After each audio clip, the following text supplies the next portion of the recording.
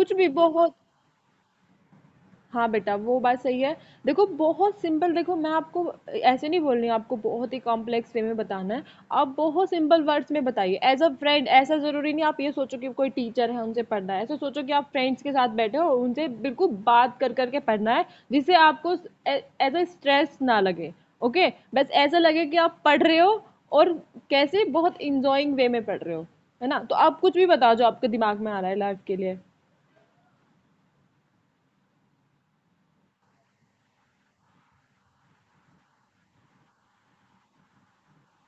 Exactly exactly. देखो, सबसे पहली बात तो ये कि अगर हमें लाइफ को डिफाइन करना है तो कोई पर्टिकुलर इसके लिए हम ऐसे डेफिनेशन दे ही नहीं सकते, है ना। क्यों? क्योंकि लाइफ को हम डिफाइन कर ही नहीं सकते। क्योंकि देखो, life can not be defined, it is only characterized. हम सिर्फ उसके कैरेक्टर्स ले सकते हैं कि जो एक लिविंग ऑर्गेनिज्म है उसके अंदर अंदर कौन कौन से ऐसे कैरेक्टरिस्टिक्स हैं जिसकी वजह से हम पता लगा सकते हैं कि ये लिविंग है या नॉन लिविंग है। अब जैसे आप देखो, आप चेयर पे बैठे हो, ठीक है, तो आप लिविंग हो और आपकी चेयर जो है वो नॉन लिविंग है, तो आप कैसे पता लगाओगे कि आप लिविंग हो और चेयर नॉन लिविंग है ना। देखो, पहली बात सबसे कि आप ये देखोगे कि आप में देखो जो लिविंग होते हैं उनमें ग्रोथ और डेवलपमेंट होता है, आपको पता है ना। तो ये कैरेक्टरिस्टिक्स बताने हैं आपको। जो लिविंग, जैसे आप लिविंग हो और चेयर नॉन लिविंग है, तो आप में कितने सारे अगर हम साइंस की लैंग्वेज में हम बोले तो आपके अंदर कितनी सारी रिएक्शंस हो रही हैं, केमिकल रिएक्शंस, वो आपके चेयर में हो रही है क्या? है ना। तो आप कितने इजीली समझा पाओगे इस बात को कि जो नॉन लिविंग है और जो लिविंग है उनमें कितना डिफरेंस है ना। तो आप लिविंग हो, आपके अंदर बहुत सारी केमिकल रिएक्शंस हो रही है, उन केमिकल रिएक्शंस को हम क्या बोलते हैं? मेटाबॉलिज्म, है ना। हर एक लिविंग ऑर्गेनिज्म के अंदर एक फीचर होता है, वो क्या है जो सबसे जो उसका डिफाइनिंग फीचर है वो क्या है? मेटाबॉलिज्म। केमिकल रिएक्शंस होती हैं लिविंग ऑर्गेनिज्म के अंदर, चाहे वो एक यूनिसेलुलर ऑर्गेनिज्म हो या वो मल्टी सेलुलर ऑर्गेनिज्म हो। उनके अंदर क्या होती है? उनके अंदर बहुत सारी केमिकल रिएक्शंस होती हैं, हाँ बिल्कुल, जिसको हम क्या बोलते हैं? मेटाबॉलिज्म। ओके। और बहुत सारी कैरेक्टरिस्टिक्स हैं जो जिनको देख के हम पता लगा सकते हैं कि ये लिविंग है या नॉन लिविंग है। Is it clear? बहुत अच्छे से समझ आ रहा है आपको? अगर कोई प्रॉब्लम हो, कुछ समझना है ना, तो मेरे को एकदम पूछ लेना कि मैम ये समझ नहीं आ रहा, इसको बता दो। Okay, freely. ओके। देखो, अभी आपको लाइफ के बारे में मैंने बताया कि व्हाट इज लाइफ, है ना। तो अब आप अगर किसी को आपको इलेबोरेट करना हो या समझाना हो तो आप बता सकते हो इजीली कि जो लिविंग ऑर्गेनिज्म है उनमें जो फीचर्स होते हैं वो नॉन लिविंग्स में नहीं होते, है ना। जैसे देखो, जो लिविंग ऑर्गेनिज्म है उनमें ग्रोथ होती है, डेवलपमेंट होता है और रिप्रोडक्शन होता है ना। नॉन लिविंग्स में तो नहीं होता ना ऐसा, है ना। हाँ, अब देखो, मेटाबॉलिज्म में भी नहीं होता और सेल्यूलर ऑर्गेनाइजेशन भी नहीं होता। देखो, जो जैसे मान लिया कोई एक ऑर्गेनिज्म है, एक मिनट बेटा, देखो कोई एक सिंगल सेल ऑर्गेनिज्म है, ठीक है। आपको पता है कि अमीबा, अमीबा के बारे में पता है आपको? देखो, एक अमीबा होता है, अमीबा जो होता है वो सिंगल सेलुलर होता है, ठीक है। उसके अंदर सिर्फ एक सेल होती है, ये अमीबा है। इसके अंदर बीच में न्यूक्लियस हो गया और बाहर से ये, इसकी शेप कुछ होती ही नहीं है, ये अमीबा है। ये सिंगल सेल है, ओके, यूनिसेलुलर है। तो ये अमीबा है, आपको पता है जैसे कि ये अमीबा है, ठीक है। तो जो ये अमीबा है, अमीबा सिंगल सेल है और इसके अंदर भी इसके अंदर सेल डिवाइड नहीं करती ना, क्योंकि ये सिंगल सेल है। इसके अलावा और बहुत सारे ऑर्गेनिज्म हैं, जैसे ह्यूमंस हैं। ह्यूमंस में क्या है? ह्यूमंस में जो है वो मल्टी सेलुलर होते हैं ना। आपको पता है ना कि जो ह्यूमंस होते हैं, बहुत सारे एनिमल्स और प्लांट्स और भी बहुत सारे होते हैं जो मल्टी सेलुलर होते हैं। तो ह्यूमंस जो है वो मल्टी सेलुलर है, आपको पता है। देखो, ये ह्यूमन है, जैसे ये आप, ये शुभम है ना। अब ये शुभम है, इतने मोटे पेट वाला। ओके। देखो, ये शुभम है, शुभम जो है वो मल्टी सेलुलर है। शुभम के जो हाथ पैर, उनमें वो बहुत सारी सेल से मिलकर बने हैं, है ना। तो इसमें और इसमें क्या फर्क है? सिर्फ इतना ही फर्क है कि ये यूनिसेलुलर है और ये मल्टी सेलुलर है ना। लेकिन ये दोनों लिविंग हैं, तो हमें कैसे पता चल रहा है कि इनमें सेलुलर ऑर्गेनाइजेशन हो रहा है, चाहे वो सिंगल सेल हो चाहे वे मल्टी सेलुलर हो। Is it clear? अच्छे से समझ आ रहा है ना? Okay okay. देखो अब देखो, एक बात और आती है कि कॉन्शियसनेस क्या होती है। देखो कॉन्शियसनेस, जैसे मैंने वैसे इलेबोरेटेड भी आपको आगे इसमें मैंने पूरी स्लाइड दे रखी है, उसमें भी आपको बताऊंगी, लेकिन ऐसे ही बता देती हूँ। देखो जैसे आप घर में बैठे हो, देखो आपकी मम्मा है, ठीक है, या आप ही हो, कोई चीज गर्म है, जैसे आप प्रेस कर रहे हो, प्रेस गर्म है, ठीक है, आप उसकी तरफ ध्यान नहीं दिया, आपका हाथ किस पे, प्रेस पे ऐसे लग गया, तो वो गर्म है। तो एकदम आपके दिमाग, देखो आपको पता है सारा हमारा जो पूरी बॉडी है वो हमारा दिमाग कंट्रोल करता है, आपको पता है ना, माइंड कंट्रोल करता है। तो देखो टच तो क्या हुआ, हमारे हाथ से टच हुआ, लेकिन दिमाग ने सोचा, एकदम उसको रिसेप्टर्स ने रिसीव किया कि ये तो चीज बहुत ज्यादा हार्मफुल है, और माइंड ने ये वाला रिसेप्टर क्या किया, ये एकदम से अचीव किया, और फिर बाद में माइंड ने बोला मोटर रिसेप्टर्स के से, हाथ से, कि हाथ पीछे हटा लो, है ना। तो ये क्या है, ये कॉन्शियसनेस है, मतलब अपने आप को लेके सेल्फ कॉन्शियस होते हैं जो लिविंग ऑर्गेनिज्म होते हैं। ऐसा नॉन लिविंग में तो नहीं होता। आपकी चेयर, आप उसमें कितना ही बजा लो, वो बेचारी हटेगी उस जगह से, है ना। तो ये कॉन्शियसनेस होती है। जैसे आप मान लिया कोई सुई है, ठीक है, उसको आप में एकदम से कोई चुभो दे, है ना, तो क्या होगा, एकदम आप एकदम हट जाओगे, एकदम डर जाते हो। ऐसे रात में सपना दिख जाए आपको, तो क्या होगा, आप एकदम नींद में हो, पूरी तरीके से आपकी बॉडी सोई हुई है, लेकिन उस टाइम पे भी क्या होता है कि आप एकदम से जाग जाते हो। तो ये भी कॉन्शियसनेस है। लेकिन जब हमारी बॉडी पूरी तरीके से सोई हुई है, तो हमारी बॉडी के जो ऑर्गन्स हैं वो काम नहीं कर रहे। देखो सेंस ऑर्गन्स काम नहीं कर रहे हमारे।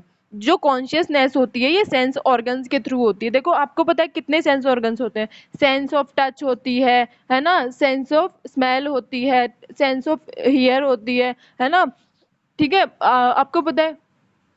हाँ हाँ हाँ, कौन कौन सी बताओ आप।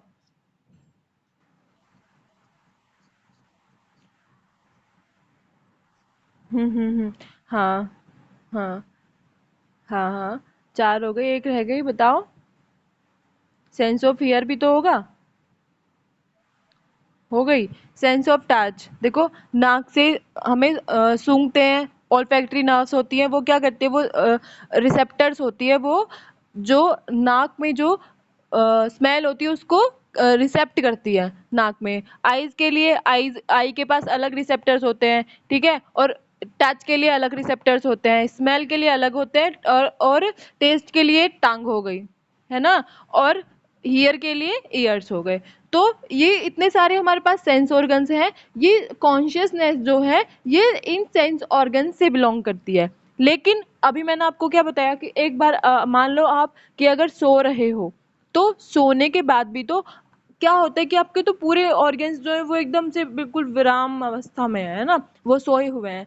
तो आपको कैसे पता चलेगा कि अगर आपको सपना दिखा, आप डर गए एकदम से, अचानक से किसी ने बाहर से गेट खोल दिया, आप एकदम से उठ जाते हो ना, तो ये भी तो कॉन्शियसनेस है जब हमारी बॉडी सोई हुई होती है। तो इसको हम बोलते हैं सेल्फ कॉन्शियसनेस, ठीक है। जो हमारी अगर मान लिया हमारे सेंस ऑर्गन्स भी काम नहीं करते, तो उस टाइम पे ये सेल्फ कॉन्शियसनेस काम करती है। और एक और बात, आपको पता है ये जितनी भी सेंस ऑर्गन्स होते हैं, इनके अलावा भी हमारी बॉडी में और बहुत सारी सेंसेस होती हैं। जैसे आपको पता है कि सेंस ऑफ टाइम, जैसे अभी हमें क्लास के लिए कुछ ऐसे 8-10 मिनट हो गए होंगे, आपको पता है ना। तो ये कैसे पता चल गया आपको कि हाँ, आपने टाइम भी नहीं देखा, जब भी आप अंदाजा लगा सकते हो कि 8-10 मिनट हो गए क्लास, है ना। तो ये भी तो सेंस ही है कि हमारी जो इनर बॉडी है उसने कुछ सेंस किया और सेंस करके बताया कि इतना टाइम हो गया मैम, है ना। तो हमारी बॉडी में बहुत सारे सेंसेस होते हैं। ऐसा जरूरी नहीं है कि जो सेंस ऑर्गन्स है वही सेंस कर सकती है, और बहुत सारे सेंस ऑर्गन्स होते हैं। इज इट क्लियर यहाँ तक पूरा? Have you any problem? यहाँ पे पूरा समझ आ गया? अगर कुछ प्रॉब्लम हो तो मेरे से पूछ लेना। ओके। हम्म। देखो बेटा, जो कॉन्शियसनेस है उसके लिए हमारी बॉडी के अलग अलग पार्ट्स जो है वो वर्क करते हैं, ठीक है। सबसे मेन मैंने आपको क्या बताया कि जो सेंस ऑर्गन्स होते हैं वो काम करते हैं। जैसे मान लिया सेंस ऑफ टच, किसी गर्म चीज को या किसी ऐसी चीज को हमने टच कर लिया जो हमारे लिए हार्मफुल है, तो हमारी जो, आपको पता है कि हाँ देखो नर्वस सिस्टम, ये क्वेश्चन बहुत अच्छा था क्योंकि आपको पता है कि जब हम टच करते हैं तो जो हमारी नर्व्स होती है, दो नर्व्स होती हैं आपको हाँ बिल्कुल, कौन कौन सी नर्व्स होती हैं, रिमेम्बर? नहीं नहीं बेटा, ये तो आपके ब्लड में आ गया।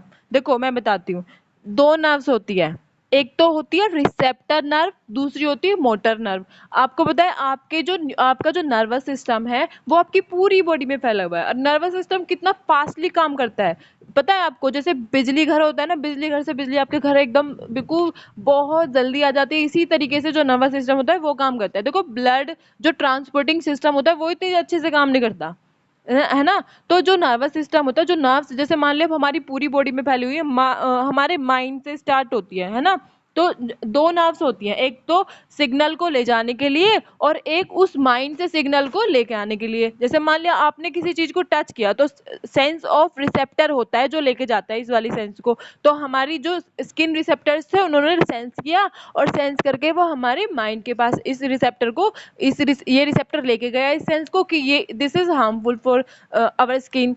तो क्या होगा, हमारा जो माइंड है वो वहां से एकदम से रिएक्ट करता है। तो वो मोटर न्यूरॉन्स होते हैं जो हमारी जो सेंस ऑर्गन्स है, जैसे मेरी स्किन थी, मेरी फिंगर थी, तो फिंगर तक फिर मेरा मोटर न्यूरॉन जो है जो माइंड से हैंड तक कनेक्टेड है, वो क्या करेगा, वो एक सेंस को भेजेगा हैंड तक। वो हैंड से वो बोलेगा कि आपको ये this is harmful for your hand, तो फिर मैं अपना हाथ पीछे हटा लूंगी, है ना। तो ये इस तरीके से काम करता है कॉन्शियसनेस में। ऐसे ही ये तो देखो मान लिया मैंने आपको बता दिया सेंस ऑफ टच, लेकिन ऐसे ही सेंस ऑफ विजन भी होता है। जैसे आंख में देखो, ये पूरा कॉन्शियसनेस मतलब एक तरीके से अपने सेल्फ कॉन्शियस, जैसे मतलब डरा हुआ आदमी जैसे किसी भी चीज को अगर देख लिया ना तो अपने आप को बचाना है, ठीक है।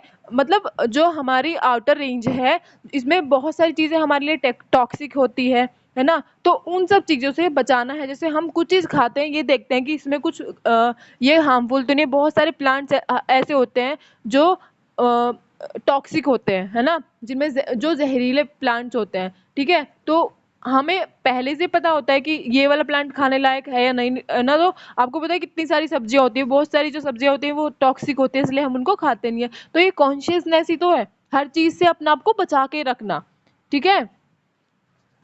Is it clear? ओके, अभी तो कोई क्वेश्चन है? ठीक है, अच्छा एक बात और मैं बताती हूँ आपको। चलो वो मैं आपको ग्रोथ में बताने वाली थी, वो ग्रोथ में आगे भी बढ़ाऊंगी, वैसे बता देती हूँ। देखो ग्रोथ क्या होती है, ग्रोथ जैसे मान लिया आपका सेल्स का डिवाइड होना, ठीक है। आपको पता है जब छोटा सा बेबी होता है वो छोटे से बड़ा होता है, तो वो कैसे मतलब वो अपने वो डेवलपमेंट कैसे होता है, वो ऐसे होता है कि उसमें जो बहुत सारी जो रिएक्शंस होती हैं, मतलब कैटाबॉलिज्म एंड एनाबॉलिज्म, मतलब ब्रेक डाउन ऑफ रिएक्शंस। आपको पता है मेटाबॉलिज्म में क्या होता है, break down of reactions and फिर क्या होता है, रिडक्शन ऑफ रिएक्शंस। तो ये बहुत सारे प्रोसेसेस होते हैं हमारी बॉडी में, ठीक है। लेकिन ग्रोथ क्या होती है, ग्रोथ होती है कि जो सेल्स होती है या तो वो डिवाइड करती है और एडिंग ऑफ मटेरियल, ठीक है। तो जब हम किसी भी चीज की ग्रोथ है, मान लिया वो लिविंग है या नॉन लिविंग, ठीक है। आपको पता है नॉन लिविंग जो ऑर्गेनिज्म नहीं होते, सॉरी, नॉन लिविंग जो होते हैं, जैसे मान लिया माउंटेन्स है, आपको पता है माउंटेन्स भी उनका भी साइज बढ़ता है ना। जैसे ह्यूमंस है, बेबी है, बेबी बड़ा होगा उसका साइज बढ़ रहा है, लेकिन जो नॉन लिविंग है साइज उनका भी बढ़ता है।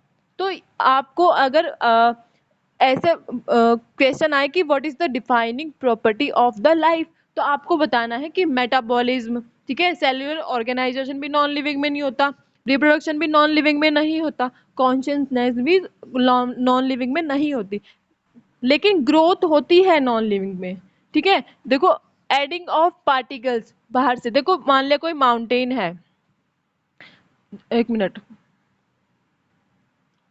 मान लिया कोई माउंटेन है, ठीक है। अब देखो बाहर से इसमें और अगर कोई दूसरा माउंटेन है, ये टूट गया किसी वजह से, तो ये इसमें ऐड हो जाएगा, तो इसका साइज तो बढ़ रहा है ना, तो इसकी ग्रोथ बढ़ रही है। इसमें चाहे बाहर से दूसरी और बहुत सारे रीजंस हो सकते हैं, जैसे पत्थर कुछ और छोटे छोटे ऐड हो जाना, या फिर डस्ट पार्टिकल्स का ऐड हो जाना, तो साइज तो इसका भी बढ़ रहा है ना, और नॉन लिविंग का साइज बढ़ सकता है। लेकिन this is not the defining property of the life. देखो, लेकिन ये सब क्या है, ये defining property of the life हम कह सकते हैं कि जो लिविंग ऑर्गेनिज्म है उसमें रिप्रोडक्शन भी होगा, मेटाबॉलिज्म भी होगा, सेल्यूलर ऑर्गेनाइजेशन भी होगा, और कॉन्शियसनेस भी होगी। ओके, देखो यहाँ पे सेल्यूलर ऑर्गेनाइजेशन हो रहा है, लेकिन नॉन लिविंग में भी होता है, लेकिन उसमें एडिंग ऑफ पार्टिकल्स होता है, अलग अलग से कुछ भी पार्टिकल्स ऐड हो सकता है। Is it clear? ओके बेटा। अब देखो, अभी मैं आपको बता रही थी कि व्हाट इज ग्रोथ। पूरे मैंने नोट्स बनाए हुए हैं बहुत अच्छे से, आपको अलग से कोई नोट्स नहीं बनाने। जो मैंने नोट्स बनाए हैं उनको मैं प्रोवाइड कर दूंगी आपको, अगर आप कंटिन्यू करते हो मेरे साथ आगे क्लासेस में। तो जो मैंने नोट्स बनाए हैं वो बिल्कुल प्रेफरेबल है। ओके, इसके अलावा आपको कोई नोट्स नहीं बनाने, और अच्छे से इसमें से ही पढ़ लेना बस। ओके, अब देखो कि व्हाट इज ग्रोथ। देखो, ग्रोथ क्या है? Increase in mass and number, मतलब उसका मास बढ़ेगा और नंबर, मास मतलब वजन बढ़ेगा और नंबर बढ़ेगा। किस किस चीज का नंबर बढ़ता है? देखो, मास का नंबर बढ़ सकता है, सेल्स का नंबर बढ़ सकता है, जब सेल डिवीजन होगा। देखो ये रहा, सेल डिवीजन भी होता है, जो लिविंग ऑर्गेनिज्म में सेल डिवीजन होता है। और जो भी, अगर मान लिया ग्रोथ हो रही तो इंक्रीज ही तो हो रहा है, रिडक्शन तो नहीं हो रहा ना। होता है रिडक्शन भी, लेकिन देखो जो सेल्स है, अगर कोई डेड सेल्स है, जैसे मान लिया न्यू सेल्स आ रही है, ठीक है, तो जो डेड सेल्स है वो भी तो मरती है, तो उनका रिडक्शन होता है, ठीक है, उनका डिक्रीज होता है नंबर में, मतलब वो डिक्रीज होते हैं नंबर में, ठीक है। लेकिन जो चीजें इसेंशियल है एक लिविंग ऑर्गेनिज्म के लिए, वो इंक्रीज इन नंबर होती हैं। ओके, अब देखो प्लांट्स में क्या होता है? Division occurs continuously and animals certain age. देखो, डिवीजन जो है वो चलती रहती है। आपको पता है कि सेल डिवीजन ये प्लांट्स में भी होती है ना, और एनिमल्स में भी होती है। जब सेल डिवाइड करेगी जभी तो वो ऑर्गेनिज्म डेवलप करेगा। आपको पता है कि ग्रोथ एंड डेवलपमेंट में क्या अंतर है? अच्छा।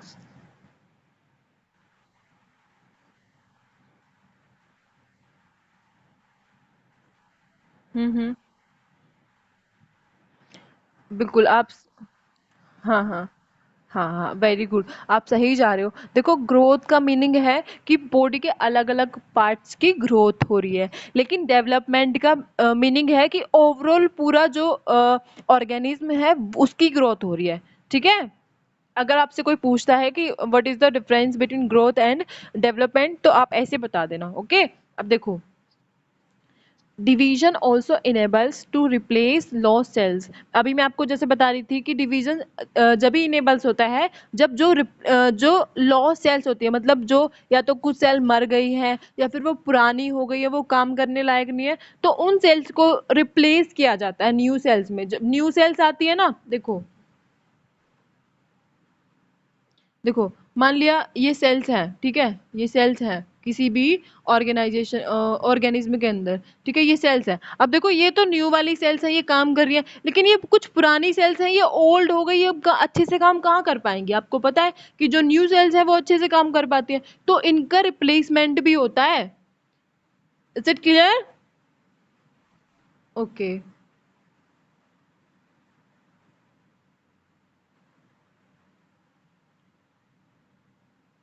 अब देखो,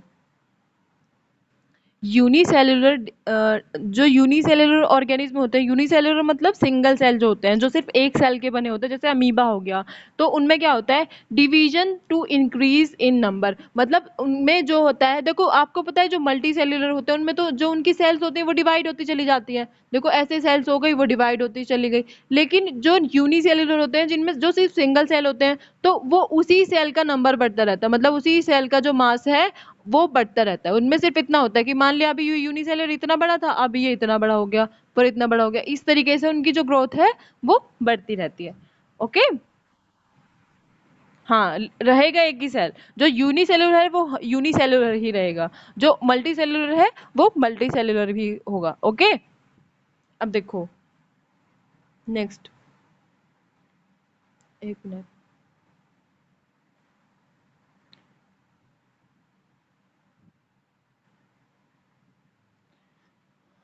non living grow with accumulation of material on surface.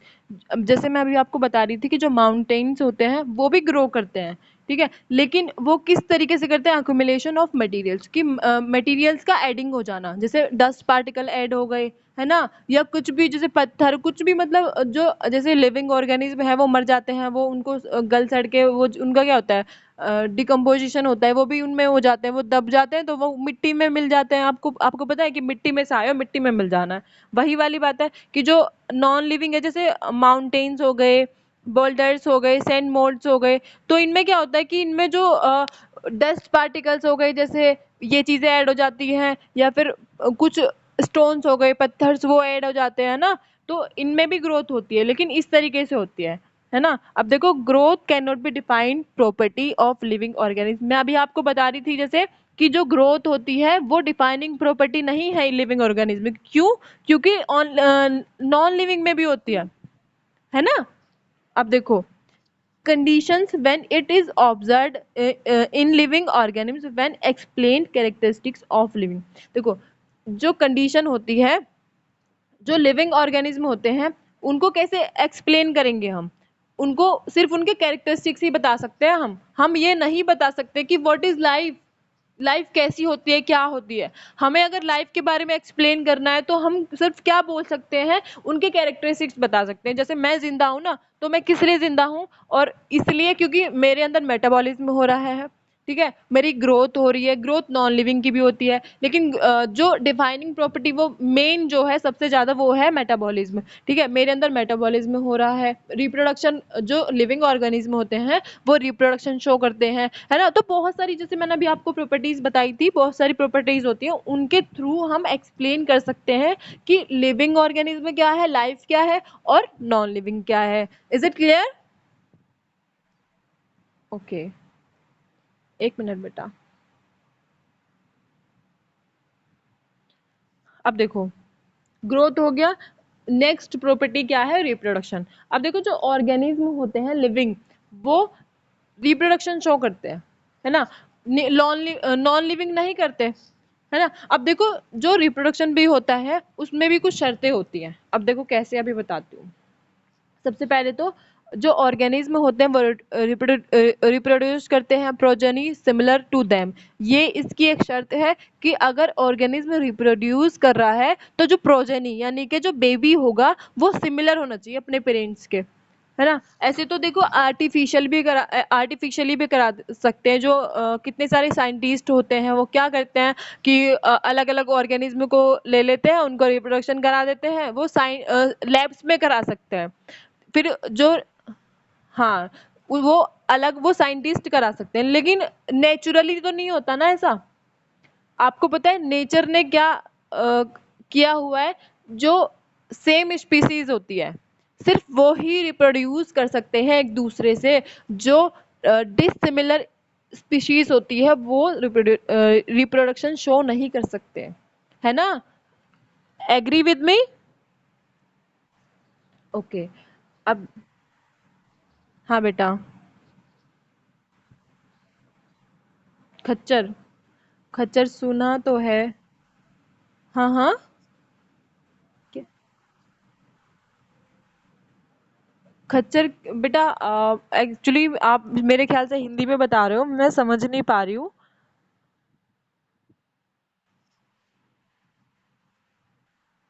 हाँ हाँ, कल बता देना, मैं आपको कल एक्सप्लेन कर दूंगी। अगर आप मेरे को वैसे बताओगे ना जो उसका साइंटिफिक नेम होता है, तो मैं बता दूंगी, क्योंकि बेटा मेरे को भी हिंदी में ऐसे पढ़े हुए बहुत टाइम हो गया, है ना।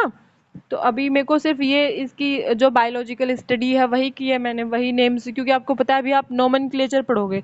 जो अब आप बायोलॉजी में पढ़ सकते हो ना, वो नोमेनक्लेचर के ही थ्रू पढ़ सकते हो, इसमें मान्य नहीं होता, है ना। तो आप मेरे से कर पूछ, हाँ कल पूछ लेना, आप नाम पता करके मेरे से पूछ लेना। ओके, ठीक है। देखो, वैसे आप पूछना क्या चाह रहे थे?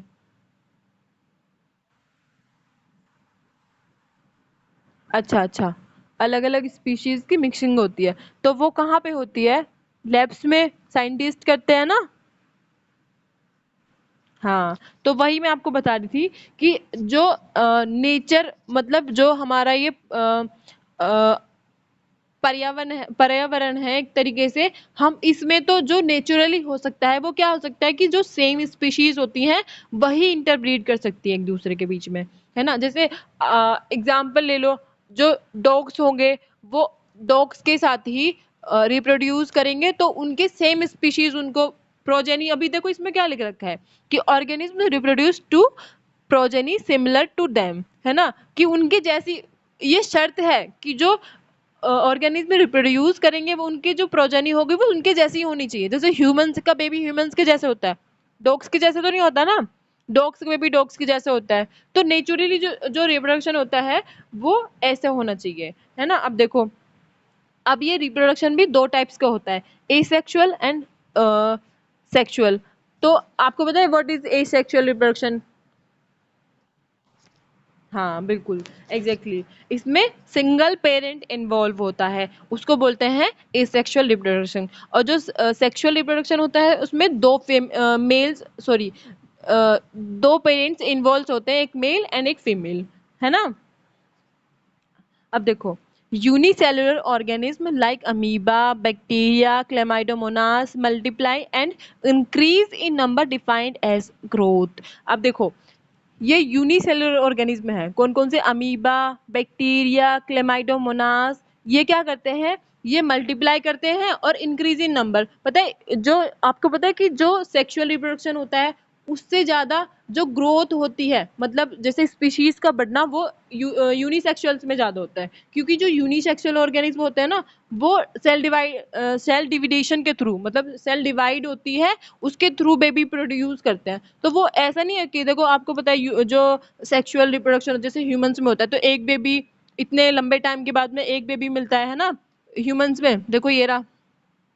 लेकिन देखो ये यहाँ पे दिख रहा है यूनिसेल्युलर में जो है सेल्युलर ऑर्गेनाइजेशन होता है। तो इसमें क्या होता है, जो एसेक्सुअल में क्या होता है, सेल का एक सेल से दो हुई, दो से चार, इस तरीके से। क्योंकि एक तो सिंगल सेल वाले जो ऑर्गेनिज्म होते हैं जब वो डिवाइड करते हैं तो ऐसा जरूरी नहीं है कि वो सिंगल सिर्फ एक बेबी या दो बेबी तो कम से कम करेंगे, ठीक है। अब देखो इसमें देखो उल्टा होता है, देखो यहाँ देखो यूनिसेल्युलर में क्या हो रहा है कि एक पेरेंट है और दो बेबी बन रहे हैं। लेकिन इसमें क्या हो रहा है, ह्यूमंस वाले में जो सेक्सुअल है, दो पेरेंट है जब एक बेबी मिलेगा, है ना। तो जो वेराइटीज है वो भी इनमें ज्यादा आती हैं, जो सेक्सुअल रिप्रोडक्शन में आती है वैरायटी। तो क्योंकि आपको पता है क्यों, क्योंकि दो पेरेंट्स इन्वॉल्व होता है। ये तो एक सेम सेम होंगे, देखो यूनिसेलुलर में क्या होता है, जब पेरेंट एक ही इन्वॉल्व है तो कैरेक्टरिस्टिक्स भी एक पेरेंट के होंगे, तो सारे जो ऑर्गेनिज्म है वो सेम सेम होते हैं, ठीक है। समझ आ रहा है आपको, कोई प्रॉब्लम तो नहीं है? हाँ बता देना मेरे को अगर कोई प्रॉब्लम हो। अब देखो,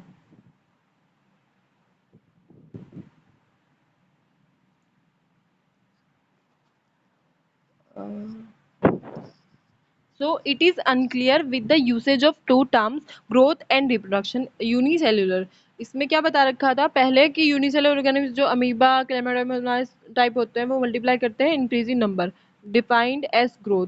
हाँ देखो, जो ये मैंने आपको बता दिया कि ये क्या करते हैं, ये इनकी ग्रोथ ऐसे ही हो जाती है, मल्टीप्लाई करते हैं और मल्टीप्लाई करने के बाद में और ऑर्गेनिज्म बन जाते हैं। लेकिन ये अनक्लियर है कि दो टर्म हम कैसे यूज करें, कि इसमें ग्रोथ हो रही है या फिर रिप्रोडक्शन हो रही है। क्योंकि देखो रिप्रोडक्शन में तो क्या है, देखो इस तरीके से बेबी फॉर्म हो रहा है जैसे ह्यूमंस में होता है, जैसे ह्यूमंस में हो रहा है कि देखो एक टू एन, देखो एक एन यहाँ था स्पर्म, एक फीमेल था, टू एन हो गए तो फर्टिलाइजेशन प्रोसेस हो गया, ये यहाँ पे एम्ब्रियो है और ये यहाँ पे बेबी फॉर्म हो गया। लेकिन यूनिसेल्युलर में ऐसा तो नहीं हो रहा, ये अनक्लियर है कि ये ग्रोथ हो रही है या फिर रिप्रोडक्शन हो रहा है। क्यों? क्योंकि एक ही पेरेंट इन्वॉल्व है पहली बात तो, फिर एक पेरेंट इन्वॉल्व है उससे इतने सारे जो बेबी है वो बन रहे हैं, तो ऐसा हम ये अनक्लियर है कि ये इसी की ग्रोथ हो रही है या फिर ये एसेक्सुअल रिप्रोडक्शन है ना।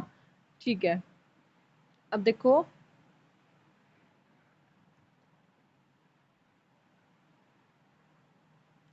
many organisms do not reproduce, mules, sterile worker bee, infertile human couples। अब देखो, अभी मैं आपसे एक बात बता रही थी कि जो डिफाइनिंग प्रॉपर्टी है लाइफ की वो क्या है, मैंने आपको रिप्रोडक्शन का नाम भी लिया था लेकिन एक बात मैं बता दूं आपको कि ऐसे बहुत सारे ऑर्गेनिज्म हैं जो पूरी लाइफ टाइम तक रिप्रोड्यूस नहीं करते, लेकिन वो तब भी अलाइव रहते हैं। तो हम रिप्रोडक्शन को singly defining property of the life नहीं बोल सकते। Defining property of the life क्या होगी, वो मेनली जो होती है ऑफिशियली वो मेटाबॉलिज्म ही होती है, कि चाहे वो सिंगल सेल वो रिप्रोडक्शन कर रहा है या नहीं कर रहा, ठीक है, लेकिन वो क्या है, वो उसकी लाइफ है, वो लिविंग ऑर्गेनिज्म है। Is it clear? हाँ, ये समझ आ गया ना कि रिप्रोडक्शन जो है वो डिफाइनिंग प्रॉपर्टी नहीं है लाइफ की। ये इसलिए हम बोलते हैं इसको क्योंकि ये नॉन लिविंग में नहीं होता, लेकिन अगर हम साइंटिफिकली देखें तो ये डिफाइनिंग प्रॉपर्टी नहीं है लाइफ की, क्योंकि बहुत सारे ऐसे ऑर्गेनिज्म होते हैं जो पूरी लाइफ तक रिप्रोडक्शन नहीं करते, है ना, तब भी वो लिविंग है। ठीक है, अब देखो, hence reproduction defining characteristics of life. तो ये क्या है, जिसको हम वैसे अच्छे से बोल ही नहीं सकते, ये डिफाइनिंग प्रॉपर्टी तो है लाइफ की, लेकिन इस तरीके से क्यों, क्योंकि लिविंग ऑर्गेनिज्म ही करते हैं, जो नॉन लिविंग है वो शो नहीं करते। ठीक है, सिर्फ इसलिए बोल सकते हैं, लेकिन अगर हम साइंटिफिकली देखें तो वैसे ही डिफाइनिंग प्रॉपर्टी नहीं है लाइफ की। ओके, अब देखो, non living do not reproduce, ये वाली बात बोल रहा है जो मैं आपको बता रही थी। Is it clear? ओके, अब देखो, मेटाबॉलिज्म है, ये सबसे ज्यादा इंपॉर्टेंट है। जो मेटाबॉलिज्म है ना, यही है main defining property of the life. ये बहुत इंपॉर्टेंट क्वेश्चन है, इसलिए मैं अब बार बार बोल रही हूँ ये वाला क्वेश्चन। अब देखो, all organism are made of chemicals short and big. जो जितने भी ऑर्गेनिज्म होते हैं वो केमिकल्स से बने होते हैं, चाहे वो स्मॉल हो चाहे वो बिग हो। ठीक है, अब देखो, केमिकल्स जो होते हैं वो क्या होते हैं, बायोमोलिक्यूल्स की फॉर्म में होते हैं, है ना, छोटे छोटे मॉलिक्यूल्स की फॉर्म में होते हैं, है ना। अब देखो, which are made and change to other molecules, जो बनते हैं और दूसरे मॉलिक्यूल्स में चेंज हो जाते हैं। आपको पता है केमिकल रिएक्शंस मेनली क्या होती है?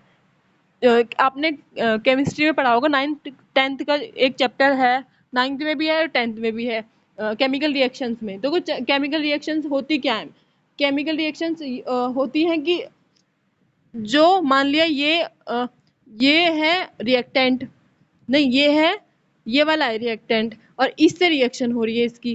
ठीक है, अब इनसे जो बाद में प्रोडक्ट बना वो सिमिलर बिल्कुल भी नहीं होगा इसके, और इसकी प्रॉपर्टीज भी बिल्कुल अलग होंगी, है ना। तो जो बायोमोलिक्यूल्स होते हैं, एक मिनट, जो बायोमोलिक्यूल्स होते हैं which are made and change to other molecules, वो जब केमिकल रिएक्शन हो जाती है तो वो बनते हैं और फिर बाद में दूसरे मॉलिक्यूल्स में चेंज हो जाते हैं। आपको पता है डाइजेशन में क्या होता है, कॉम्प्लेक्स मॉलिक्यूल्स का सिमिलर फॉर्म में क्या होता है, ब्रेक डाउन हो जाता है। तो यही बताया जा रहा है यहाँ पे, है ना। ओके शुभम, अब देखो, conversion reactions of these molecules, देखो कन्वर्जन रिएक्शंस होती हैं जो मैं बता रही थी आपको, कि मेटाबॉलिक रिएक्शंस होती हैं। कौन कौन सी दो रिएक्शंस होती है, एक तो एनाबॉलिक और एक कैटाबॉलिक। एक तो होता है ब्रेक डाउन ऑफ रिएक्शंस, है ना, और एक मेकिंग डाउन ऑफ रिएक्शंस। मतलब देखो, देखो यहाँ पे देखो, दो रिएक्शंस दिखाई दे रही है आपको, एक तो एनाबॉलिज्म है और एक कैटाबॉलिज्म है। एनाबॉलिज्म में क्या होता है कि जैसे सेल्यूलर, ये देखो किस चीज का दिखाया है, एक मिनट में पेन ले लूं। देखो, ये जो ऊपर वाली है ये क्या है कि एनाबॉलिज्म है, नीचे वाली क्या है, ये कैटाबॉलिज्म है। ठीक है, हाँ देखो, इसमें क्या हो रहा है कि इसमें देखो CO2 H2O से रिएक्शन कर रहा है, फिर एनर्जी जो है उसमें रिलीज होती है। आपको पता है जो कार्बन डाइऑक्साइड जब एंटर करती है माइटोकॉन्ड्रिया में, सेल के में, तो जो ATP हो जाते हैं ना, वो ब्रेक हो जाते हैं ATP, है ना, और वो हमें एनर्जी की फॉर्म में मिल जाते हैं। ठीक है, तो ये कौन सी रिएक्शन है, ये है ब्रेक डाउन ऑफ रिएक्शंस। ठीक है, इसको बोलते हैं हम एनाबॉलिज्म। ठीक है, अब याद रखना, एनाबॉलिज्म किसको बोलते हैं, ब्रेक डाउन ऑफ रिएक्शंस, है ना। और जो कैटाबॉलिज्म होता है वो क्या है, ओके, बिल्कुल एग्जैक्टली जो एनाबॉलिज्म कैटाबॉलिज्म है उसमें क्या होता है कि रिएक्शंस हो रही हैं, लेकिन उसके बाद में जो है, जो बाद में जो प्रोडक्ट मिल रहे हैं हमें वो बन रहे हैं उसमें। ठीक है, इज इट क्लियर यहाँ तक? ठीक है, अब देखो, एक minute,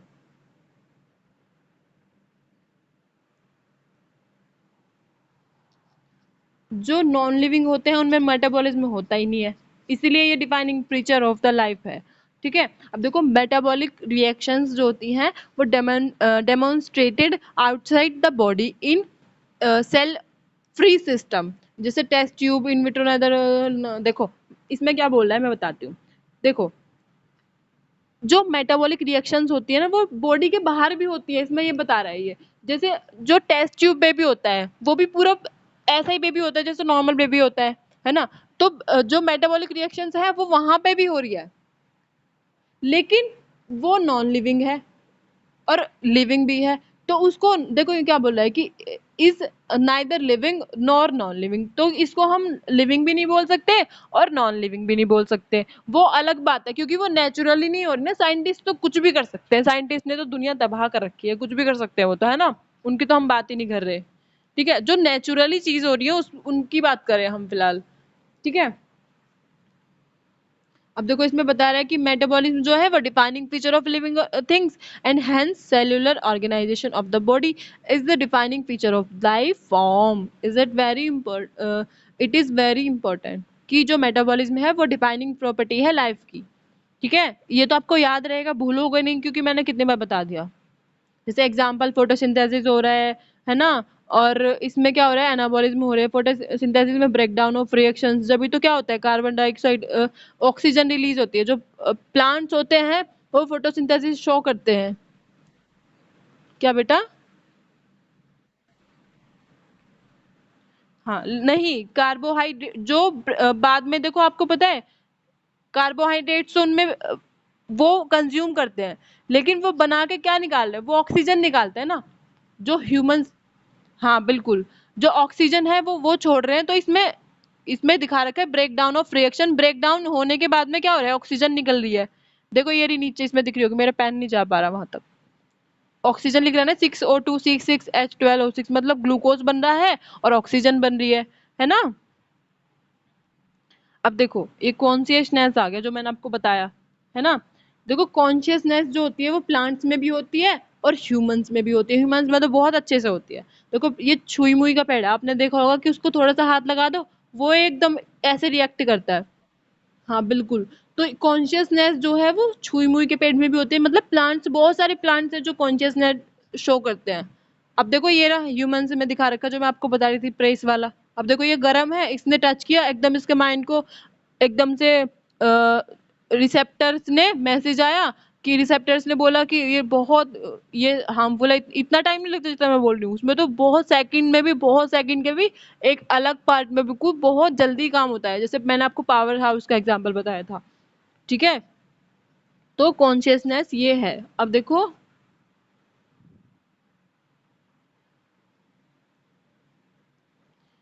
living organism sense there surroundings और एनवायरनमेंट। जो लिविंग ऑर्गेनिज्म है वो अपने जो सेंस ऑर्गन्स होते हैं उनके थ्रू क्या करते हैं, अपने सराउंडिंग और एनवायरनमेंट को क्या करते हैं, सेंस करते हैं। किसके थ्रू, स्टिमुलाई के थ्रू। स्टिमुलाई क्या होते हैं, फिजिकल एंड केमिकल और बायोलॉजिकल हो सकते हैं। जो स्टिमुलाई होते हैं फिजिकल, कैसे, जो सेंसेस हो गई।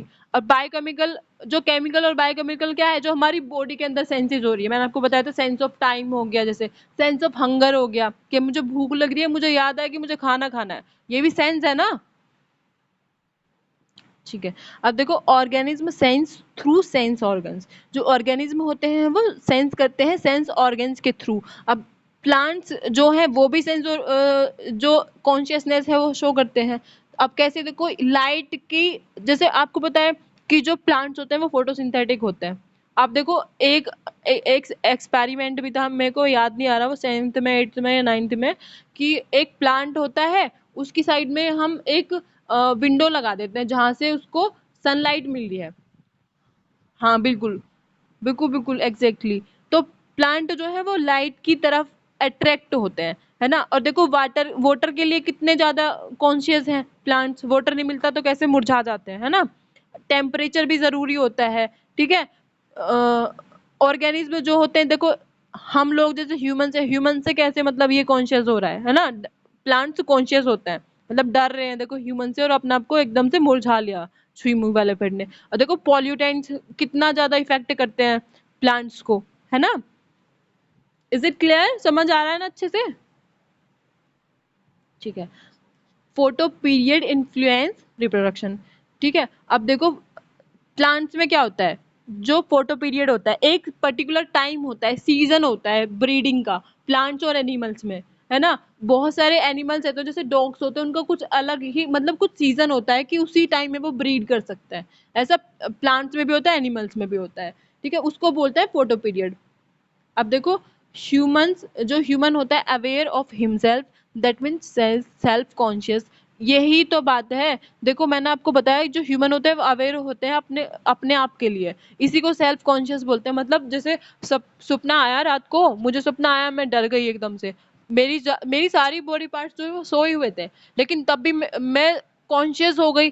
तो वो किस लिए, वो सेल्फ कॉन्शियसनेस है जो मेरे जैसे मान लिया मेरा माइंड है, एक सब माइंड होता है, उसके थ्रू वो सिग्नल जो है वो मेरी बॉडी के रिसेप्टर्स तक जा रहे हैं।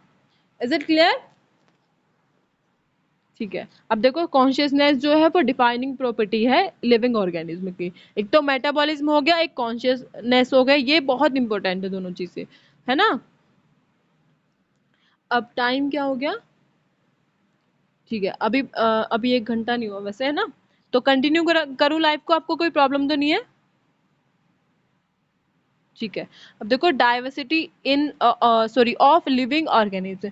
लिविंग ऑर्गेनिज्म में डाइवर्सिटी होती है। देखो आप कैसे समझोगे किसी भी लिविंग ऑर्गेनिज्म को, कैसे उसका नाम पता करोगे? तो आपको पता है कि डाइवर्सिटी मतलब पूरी दुनिया में 1 से 1.8 मिलियन तक जो स्पीशीज होती है, मतलब इतने सारे जानवर, प्लांट्स, मतलब इतने सारे एनिमल्स और प्लांट्स होते हैं। तो आप स्टडी कैसे कर सकते हो उनकी, है ना। उसके लिए जो साइंटिस्ट हैं उन्होंने एक क्लासिफिकेशन दिया था जिसकी हमें ज़रूरत है। ठीक है, तो उस क्लासिफिकेशन के थ्रू हम इस वाले चैप्टर को अच्छे से समझेंगे, उस क्लासिफिकेशन को अच्छे से समझेंगे। उसमें जो साइंटिस्ट के नेम है वो बहुत इंपॉर्टेंट है नीट के लिए, है ना। तो इस वाले चैप्टर में हमें क्या बताया जा रहा है आगे, अभी तक तो हम सिर्फ यही पढ़ रहे थे कि स्टार्टिंग में कि लाइफ है क्या। अब हम ये पढ़ रहे हैं कि लाइफ, भाई लाइफ तो बहुत कॉम्प्लेक्स चीज़ है, और इसमें बहुत सारे प्लांट्स आते हैं, बहुत सारे एनिमल्स जो है वो भी आते हैं, है ना। अब इनकी स्टडी कैसे करेंगे, ये तो बहुत कॉम्प्लेक्स चीज है। तो इसके लिए ये पूरा चैप्टर आगे इसमें मतलब पूरा ये नॉमेनक्लेचर बनाया है इस वाले चैप्टर में, आगे हम उसको पढ़ेंगे। ठीक है, क्यों? क्योंकि जो नंबर ऑफ स्पीशीज है नॉन, वो कितनी है, 1.7 से 1.8 मिलियन होती है। कितनी ज्यादा है ना। और ये तो नॉन है, ऐसी बहुत सारी चीजें हैं जो अब भी अननोन है। जैसे सी के डेप्थ में, मतलब समुद्र की गहराई में कितनी सारी चीजें ऐसी होती हैं जो बिल्कुल अननोन है, अभी तक हमें पता ही नहीं कि ये ऑर्गेनिज्म है भी या नहीं, है ना। अब देखो बायोडाइवर्सिटी क्या होती है। Term used to refer to the number of varieties of plant and animals in region on the earth. Biodiversity एक टर्म है जिसके थ्रू हम ये पता कर सकते हैं कि कितनी सारी वेराइटीज प्लांट्स की हैं हमारी अर्थ में और कितनी सारी एनिमल्स की, है ना। अब देखो नंबर ऑफ स्पीशीज कितनी है, देख लो 1.7 से 1.8 मिलियन तक है। अब देखो इस क्लासिफिकेशन की हमें ओवरऑल जरूरत क्यों पड़ती है, मैं आपको ऐसे ही बता देती हूँ नॉर्मल सी लैंग्वेज में, इसको पढ़ने की जरूरत नहीं है। क्यों? क्योंकि जो आपको पता है इतने सारे ऑर्गेनिज्म हैं, तो हम उनका अगर नेम जो है वो, देखो आपको पता है अलग अलग रीजन्स में, आपको आपके इंडिया में ही अलग अलग जगह पे चले जाओ, एक ही चीज के अलग अलग नाम होंगे, है ना। तो इसलिए हमें नॉमेनक्लेचर की जरूरत पड़ती है कि एक साइंटिफिक नेम होगा सिंगल ऐसा, जो पूरी दुनिया में जो साइंटिस्ट होंगे, बायोलॉजिस्ट होंगे, वो तो जानते ही होंगे, है ना। कि ये अगर आप आगे स्टडी करते हो, है ना, इस चीज में आपको उस चीज का अगर किसी भी पर्टिकुलर ऑर्गेनिज्म का नाम पता है तो आप किसी से बोल सकते हो कि ये ऑर्गेनिज्म ये है, नहीं तो आप बताए क्या बोलोगे। देखो आपको पता है कॉकरोच जो होता है, कॉकरोच होता है, हाँ कॉकरोच, या फिर वो ले लो अर्थवॉर्म। अर्थवॉर्म पता है आपको क्या होता है? अर्थवॉर्म वो होता है जो गिलगिला सा केकड़ा टाइप होता है ना। तो उसको, हाँ केचुआ होता है, हिंदी में उसको केचुआ बोलते हैं, कहीं पे केचुआ बोलते हैं, अर्थवॉर्म बोलते हैं, लेकिन कहीं पे उसको कुछ और भी बोलते हैं, पूरी इंडिया में ही। और पता है बाहर उसको कहीं, उसके नाम बहुत सारे हैं, लेकिन उसका बायोलॉजिकल नेम क्या है, फरेटिमा पोस्टुमा।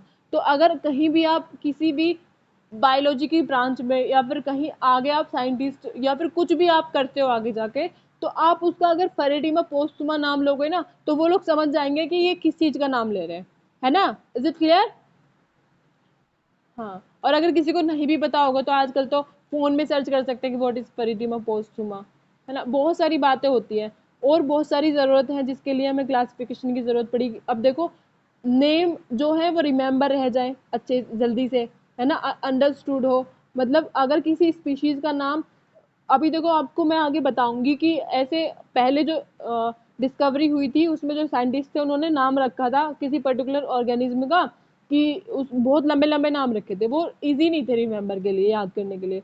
इसलिए बाद में जो नोमेनक्लेचर आया वो बहुत इजी है, मतलब इतना इजी भी नहीं है लेकिन इजी है नॉर्मली। अब देखो आप अगर कहीं किसी भी फॉरेस्ट में जाते हो, जंगल में जाते हो, आपने कोई नया ऑर्गेनिज्म देख लिया, है ना, तो आप कैसे पता लगाओगे ये कौन सी स्पीशीज है, ये इसका नाम ही क्या है ना। तो आप अगर बायोलॉजी से पढ़े हो, जूलॉजी से पढ़े हो, तो आप इनके उनके कैरेक्टरिस्टिक्स देख के बता सकते हो कि ये कौन सा ऑर्गेनिज्म है, ठीक है। तो इसके लिए ये पूरा जो सिस्टम है ये बनाया गया है ना। अभी आगे मैं आपको पूरा इलेबोरेटेड वे में बताऊंगी, है ना। अब देखो यहाँ पे आगे क्या दिया हुआ है, need to standardise name organism, so organism named same in all over the world. यही वाली मैं आपको बता रही थी बात अभी, कि जो इसकी जरूरत हमें क्यों पड़ी, क्योंकि जो ऑर्गेनिज्म का नाम है वो सेम होगा पूरे वर्ल्ड में, अगर नॉमेनक्लेचर के थ्रू हम उसको पढ़ते हैं, ठीक है। अब देखो नॉमेनक्लेचर क्या है, scientific name to all known organism. कि नॉमेनक्लेचर सिंपल नॉर्मल जो नेचुरल नेम है वो नहीं है, मतलब उसमें क्या नेम्स है जो साइंटिस्ट देते हैं, ठीक है।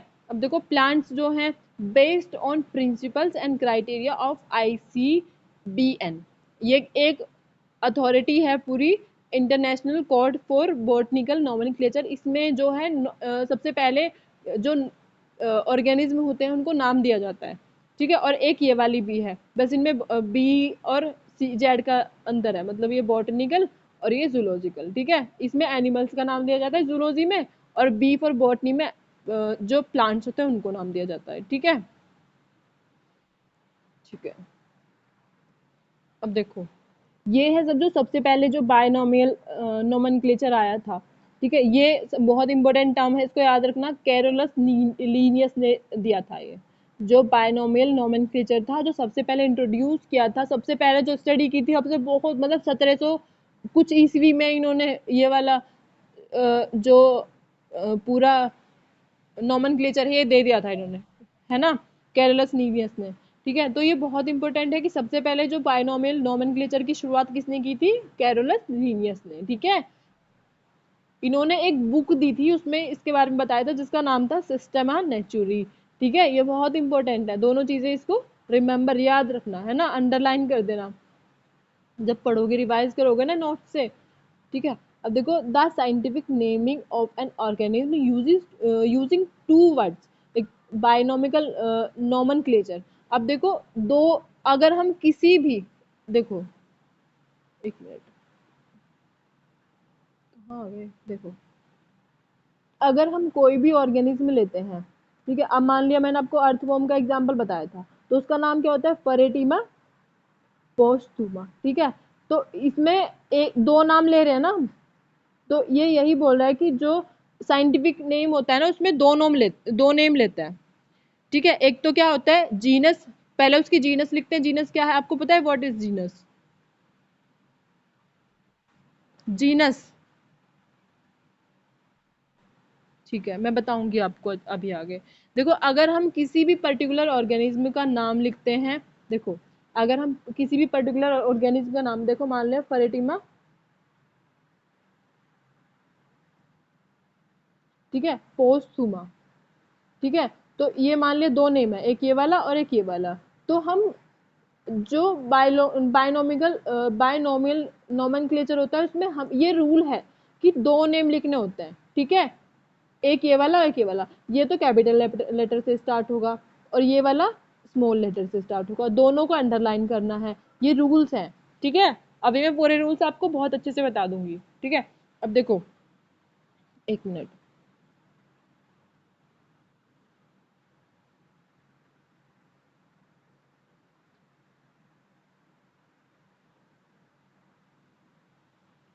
देखो ये रूल्स दे रखे हैं कि एक तो जेनरिक नेम होगा, दो नेम होंगे, एक तो जेनरिक नेम होगा मतलब उसके जीनस क्या है, एक स्पेसिफिक एपिथेट मतलब स्पीशीज कौन सी है, ठीक है। अब देखो ये मैं आपको आगे बताऊंगी अलग अलग कि जीनस क्या होता है, स्पीशीज क्या, अगर मैं यहाँ बताऊंगी ना तो आप एकदम वो माइंड में मिक्सअप हो जाएगा, ठीक है। अब देखो ये रूल्स दिए हुए हैं नोमेनक्लेचर के कि क्या क्या रूल्स होने चाहिए। देखो अभी मैं जो जो आपको बता रही थी वही वाली बात है कि binomial biological names are generally Latin and written in italics, या तो वो लैटिन लैंग्वेज में होंगे या फिर इटैलिक्स में होंगे, क्योंकि जो लैटिन लैंग्वेज होती है ना उसमें कोई चेंजेस नहीं होते, है ना। हिंदी भी हो गई, हिंदी में भी ऐसे मतलब बहुत सारी चेंजेस आते रहते हैं, लेकिन जो और लैंग्वेजेस होती हैं वो ऐसी होती हैं, उनमें चेंजेस होते रहते हैं, लेकिन लैटिन और इटैलिक्स में कभी चेंज नहीं होते, इसलिए इस वाली जो लैंग्वेज को प्रेफरेबल माना जाता है, ठीक है। अब देखो, first word represent genus and second word denotes specific epithet, मतलब पहला जो नाम वर्ड होगा वो उसकी जीनस को डिनोट करेगा, सेकंड जो नाम होगा वो उसकी स्पीशीज को डिनोट करेगा, ठीक है। स्पीशीज मतलब जैसे ह्यूमंस है, ह्यूमंस की पूरी स्पीशीज है, मतलब हम ह्यूमंस हैं, हमारे अलावा कोई और स्पीशीज नहीं है ह्यूमंस की, तो ह्यूमंस को क्या बोलते हैं, क्या बोलते हैं ह्यूमंस को, हाँ, होमोसेपियंस, होमोसेपियंस एक नाम नहीं होता कभी भी, अगर हम बोलते हैं ना तो दो नाम होते हैं, तो ह्यूमंस के दोनों सेम ही है, जीनस भी होमोसेपियंस है और स्पीशीज भी, ये वाली बात भी मैं आपको बताऊंगी आगे जाके, ठीक है। आपको अच्छा लग रहा है पढ़ने में, कोई प्रॉब्लम तो नहीं है, ठीक है। अब देखो, both word of biological name should be underline separately, अभी मैं जो आपको बता रही थी, अगर आप हाथ से किसी चीज को लिखते हैं, जैसे मैंने परेटिमा पोस्टुमा लिखा था, तो उन दोनों को अलग अलग अंडरलाइन करना पड़ता है। एक मिनट देखो, अभी मैं बताती हूँ कैसे। जैसे मान लिया मैंने ये लिख दिया परेटिमा और ये लिख दिया पोस्टुमा, तो इसको अलग अंडरलाइन करना पड़ेगा, इसको अलग, अगर हम हाथ से लिख रहे हैं तो इनको अंडरलाइन करना जरूरी होता है, ये रूल होता है, और ये वाला कैपिटल लेटर में लिखते हैं, इसको स्मॉल लेटर में लिखते हैं, ठीक है। देखो, both word of biological name should be underline separately, यही वाली बात लिख रहा है, ठीक है, जो मैंने आपको बताया अंडरलाइन करने जरूरी होता है। First word denoted genus and start with capital letter and specific epithet of species name should start with small letter. अभी मैं ये वाली बात बता रही थी कि जो पहला वाला जो लेटर है परेटिमा, जैसे परेटिमा बता रही थी, जीनस को डिनोट करता है, सेकंड वाला स्पीशीज को डिनोट करता है, ये कैपिटल लेटर में होगा स्टार्टिंग, ये स्मॉल लेटर में होगा। Is it clear? अब देखो,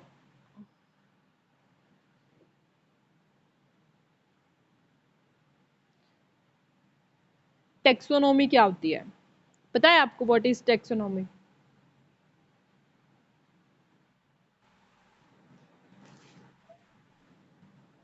देखो, टेक्सोनोमी होती है वो एक सिंगल स्पीशीज, अगर मान ले ह्यूमंस है, ह्यूमंस भी होमोशेपियंस होमोशेपियंस हैं, तो इसका नाम कैसे रखेंगे हम, टेक्सोनोमी के अंदर आता है वो, टेक्सोनोमी में हम स्टडी करते हैं उनके नोमेनक्लेचर की, उनका नाम क्यों कैसे किस तरह से लिखना है वो टेक्सोनोमी में आता है, ठीक है। जो क्लासिफिकेशन होगा वो स्टार्टिंग होगी जो टेक्सोनोमी से, देखो क्या इसमें लिख रखा है, जैसे process of classification based on characteristics of the living organism, अगर मान लिया कोई न्यू ऑर्गेनिज्म हमें मिल जाता है, जैसे मेरे घर में कोई छोटा सा ऑर्गेनिज्म आ गया, ठीक है, कोई केकड़ा टाइप कुछ भी आ गया, तो उसको अगर वो मान लिया न्यू है, मतलब अभी तक उसकी उस जैसे ऐसा नॉर्मली तो नहीं होगा कि घर में आ गया, तो ऐसा ज्यादातर तो सी में होते हैं, मतलब समुद्र में होते हैं बहुत सारे ऑर्गेनिज्म जिनकी अभी तक भी मतलब साइंटिस्ट ने उसको नॉन, मतलब वो नॉन नहीं है अभी तक भी, ठीक है।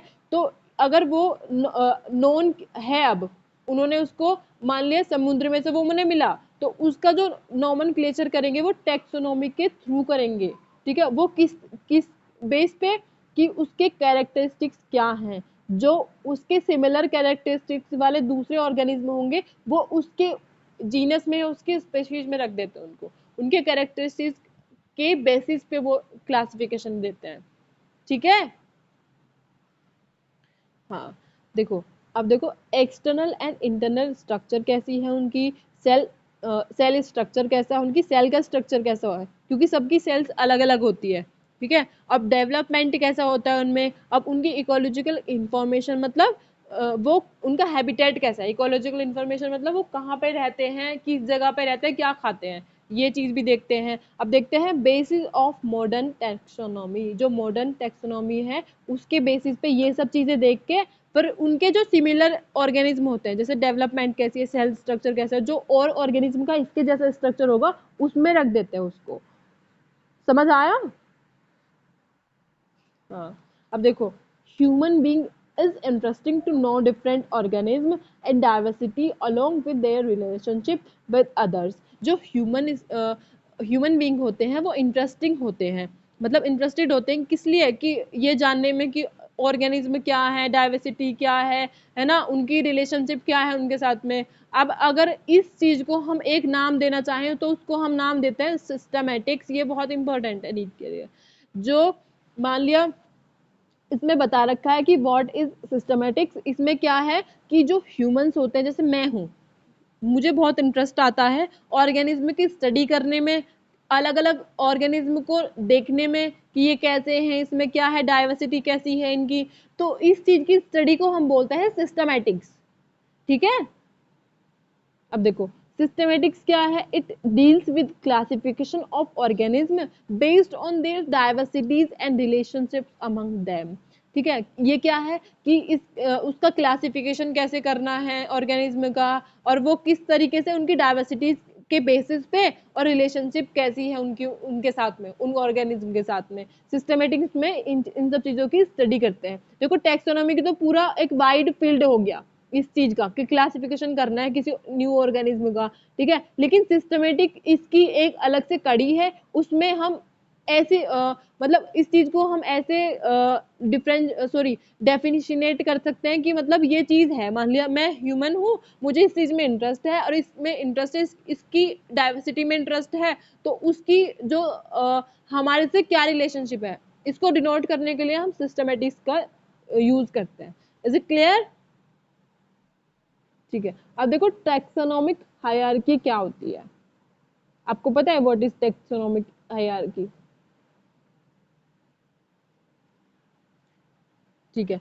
देखो टैक्सोनॉमिक हायरार्की बस इतना है कि जो मान लिया ऑर्गेनिज्म है, वो हमने उनकी पूरी स्टडी करी, ठीक है। स्टडी करने के बाद में हम ये देखेंगे कि जैसे मान लिया कोई नया ऑर्गेनिज्म, देखो एक मिनट, मान लो कोई नया ऑर्गेनिज्म हमें मिला, अब इसकी हम कैरेक्टरिस्टिक्स देखते हैं। अभी मैंने क्या इसमें आपको बताया था ऊपर कि कैरेक्टरिस्टिक्स के बेसिस पे हम देखते हैं कि लिविंग ऑर्गेनिज्म का क्लासिफिकेशन कैसे करना है, ठीक है। अब देखो ये न्यू ऑर्गेनिज्म लिया हमने, इसको लेके हम देखेंगे इसकी कैरेक्टरिस्टिक्स कैसी है, मतलब कैरेक्टरिस्टिक्स में क्या देखेंगे सबसे पहले कि इसका एक्सटर्नल ऑर्गेनाइजेशन कैसा है, इंटरनल ऑर्गेनाइजेशन कैसा है, और इसकी स्ट्रक्चर सेल का कैसा है, डेवलपमेंट कैसा है, इकोलॉजिकल इंफॉर्मेशन मतलब हैबिटेट कैसी है, कहाँ पर रहता है, क्या खाता है। अब देखो ये सब चीजें हम देखने के बाद में ना इस ऑर्गेनिज्म के, जब इसको हम नाम देते हैं, ठीक है, और इसको हम नाम देते हैं और उसको अलग अलग, देखो ये अलग ये है टेक्सास, है ना,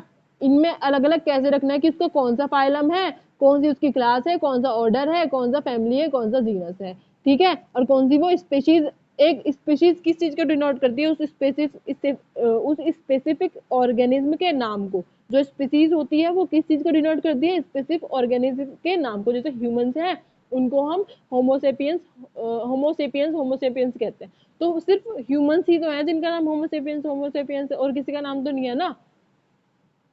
लेकिन जीनस सब बहुत सारे ऑर्गेनिज्म ऐसे हैं जिसकी जीनस एक जैसी हो जाती है। ग्रुप ऑफ स्पीशीज को हम क्या बोलते हैं, जीनस बोलते हैं। ग्रुप ऑफ जीनस, हाँ ये वाला सही था, ग्रुप जो जीनस जो फैमिली होती है, इसमें बहुत सारे ऑर्गेनिज्म ऐसे होते हैं जिन जो सिमिलर होते हैं। जैसे आपको पता है जो सोलेनेसी फैमिली होती है, उसमें जितने भी ऑर्गेनिज्म हैं जो सब सिमिलर होते हैं। आपको पता है जो पैंथेरा, आप जो ये टाइगर पैंथेरा और जो ये कैट होती है, ये सब एक फैमिली में आते हैं, है ना। तो ये एक फैमिली है, पूरी फैमिली को हम किस तरीके से डिनोट करेंगे कि बहुत सारे कैरेक्टरिस्टिक्स सेम है लेकिन स्पीशीज अलग है, वो आपस में इंटरब्रीड नहीं कर सकते, ठीक है। और ऑर्डर क्या है उसका, क्लास क्या है उसकी, मतलब ये अलग अलग चीजें मैंने आगे पूरी पूरी स्लाइड दे रखी है इनके बारे में अलग अलग समझाने के लिए कि व्हाट इज ऑर्डर, वो क्लास क्या है, फैमिली क्या है और फाइलम क्या है ना।